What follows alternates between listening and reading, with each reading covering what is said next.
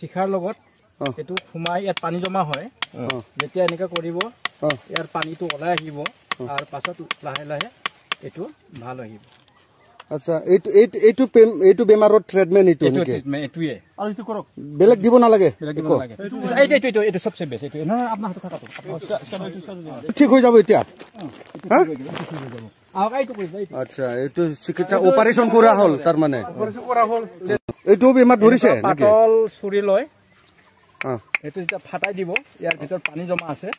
এটো লাহে কৰি চকুৰ পানী দৰে পানীটো ওলাই যেটা গুছি যাব আচ্ছা মাজৰ পিপাটো আকৌ ওলাই গৈ এটো বেমাৰ আৰু লাইফত আৰু কেতিয়াও নহব এটো তামুলৰ ট্ৰিটমেন্ট কি বেমাৰ বুলি কয় এটো এটো আমাৰ অসমত গলন্দি বুলি কয় গলন্দি কিহৰ কাৰণে হয় এই বেমাৰটো এটো নাইট্ৰজেন বেছি হলে হয় স্পেশালি নাইট্ৰজেন অকৰ্ডিং টু একে উল্টা দিয়ে এগ্ৰিকালচাৰ কোথায় উল্টা দিয়ে আচ্ছা যিবিলাকে এই তামোল গছৰ বেমাৰটো ট্ৰিটমেন্ট চিকিৎসা দিব পৰা নাই বা জানা নাছিলে চাই লওক আৰু এই চিকিৎসাটো কৰক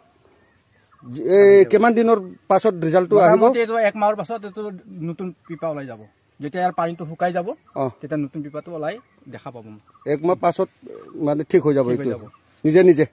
বেলেগ একো দিব লাগা নাই বহুত এটা ডাঙৰ কিবা শিকিলে একদম বঢ়িয়া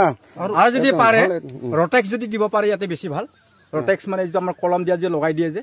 এটো যদি ইয়াতে দিব পাৰে এটো ভাল আৰু যদি নোৱাৰে তেতিয়ালে ইয়াতে অলপমান চুন লগাই দিলে হয়